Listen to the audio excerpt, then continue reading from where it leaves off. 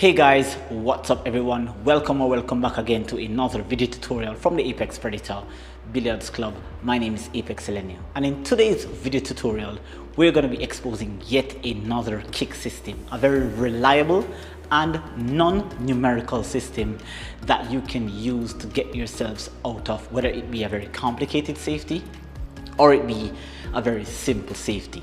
Now the name of this system is known as the Trapezium kick shot system. At least that's what I call it, but it's more well known in the older version as being the 7th pocket kick system.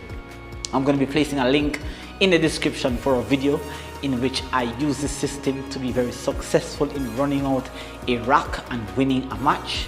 And of course, there's a link right here in the cards for you where you can actually click on that link and get access to that video. Very reliable system, and I'm going to be explaining to you why it's called the Trapezium kick, how we use this system, and how effective it can be on a pool table. Of course, this system is used mainly for one rail kicks, and it's most effective on a half table, but it's also very useful when you're kicking on a full table. So of course, if this is the first time here on the channel, Apex Elenio is of course the person who exposes you to so many different systems for kicking, and that you can actually win more racks by getting yourselves out of safeties. So without further ado, smash that subscribe button below, turn on your post notification bell, consider dropping a like, and do not forget to share my content to your pool communities, families, friends, and let's add some more power to our kick game. Let's get it, let's go. Alright guys, so let's talk about why is it that I call it the Trapezium kick shot. As you can see here, I have a setup labeled, I have a setup structured on the table here. And for those who do not know what a trapezium is, it's of course a mathematical shape. I'm going to post it right here on the screen for you. Right, and that is what the trapezium actually looks like. So I have that set up here.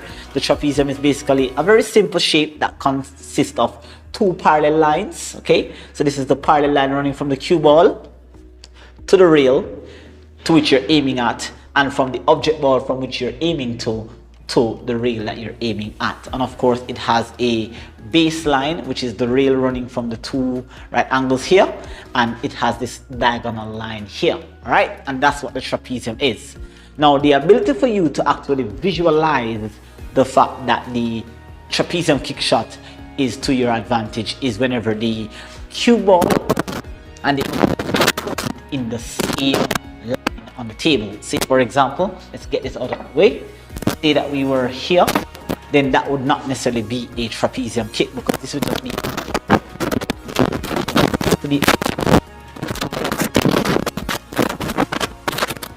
a distance behind the object ball, like a distance forward in front of the object ball. Then it tends to create that sort of trapezium shape here.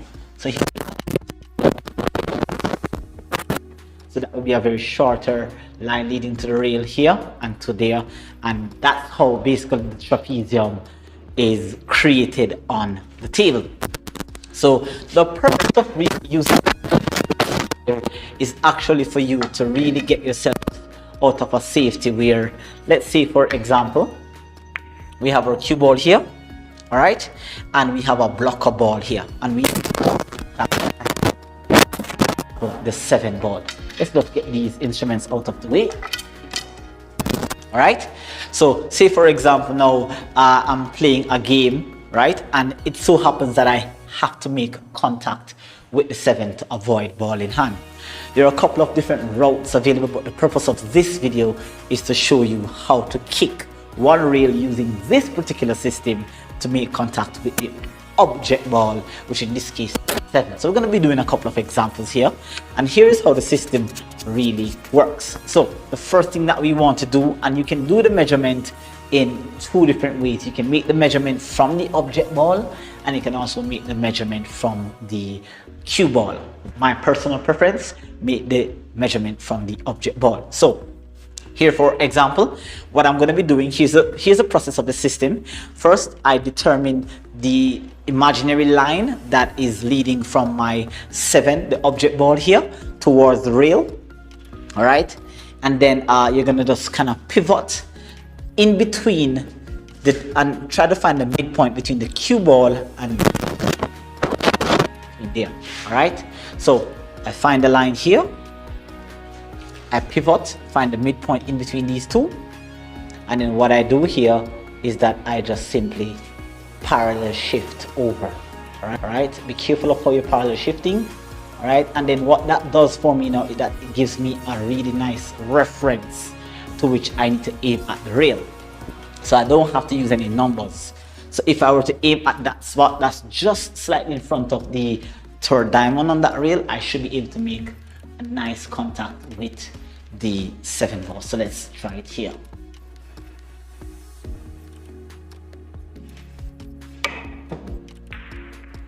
And that's really nice. I make nice contact with the 7 and I avoid ball in hand. Now, one of the things that I like about the system is that it allows you to hit a certain side of the object ball. Of course, you know that on the professional, the top echelon level, the pros do not just kick at an object ball, but they tend to try to hit at a certain side. So with this system and the very simple measurement, then you can actually make your reference from the left edge, you can make your reference towards the dead center of the object ball, and you can even make your reference from the right edge of the object ball. So that's what I really like about this system. All right, so that's example number 1. Let's have another object ball up here. All right, let's put our cue ball up here this time. All right, let's say that we wanted to make contact with the 2. Okay, so the system again, say for example I wanted to perhaps hit the left side of the 2. I don't just want to hit in the full into the 2, I want to hit the left side. So rather than having my imaginary line being drawn from the rail to which I'm aiming at towards the dead center of the 2, I'm going to make my reference to the left edge of the 2 here. So I want the cue ball to hit the side of the 2 and potentially pocketing the 2 ball into the corner. So here I make reference to this edge here, okay, to the left edge. I'll then pivot my cue. All right, let's do that again. I think I slipped, guys. Okay, left edge of the 2. I'm gonna pivot and try to find an estimated midpoint between the cue ball and my object ball which I'm aiming at. And I feel like that's about my midpoint here, I think. Let's kind of feel it out. I'm thinking that maybe that's a good midpoint reference. All right, so I'm going to stick with that for now. And then I'm going to parallel shift, okay? Be careful how you parallel shift, guys. Hold the cue, the both end of the cue with 2 hands. And parallel come over like that. Just keep it very steady, guys. You may look a little bit awkward on the table doing this, but I'm going to show you in the latter part of the video how easy you can actually do this measurement without looking a bit awkward on the table. So I'm going to stick with that as my reference here. All right, and let's see how this looks. 1 rail kick at the 2.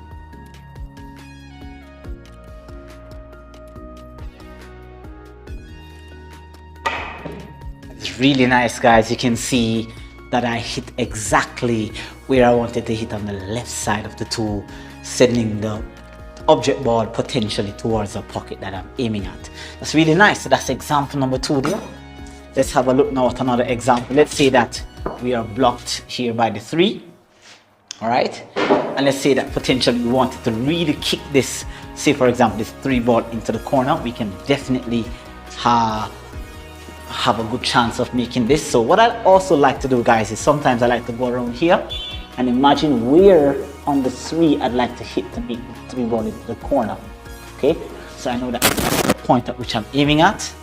All right, so I know that I need to just hit just off full, not just slightly to the left edge of the 3. Beautiful. I will then pivot around and I'll try to estimate a midpoint between the 3 ball and the cue ball. So that's, for me, that's just about correct. I'll work with that. I'm going to then raise my cue. I'm going to pivot. I'm going to come over like this. Okay. And I think that's my reference point. All right. So I'm just going to move this ball out of the way a little bit here. imagine that the one ball was not there, and then I'm going to use that as my reference point. So here we go,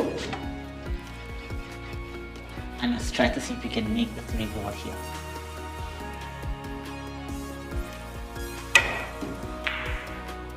Alright, I did make a nice contact on the 3. I actually hit the 3 on the right side, but sometimes what it does for you is that it gives you a better opportunity of making a guaranteed contact, and if your measurement is absolutely precise, then you're able to hit the exact side of the object ball that you would like. Successful attempts here.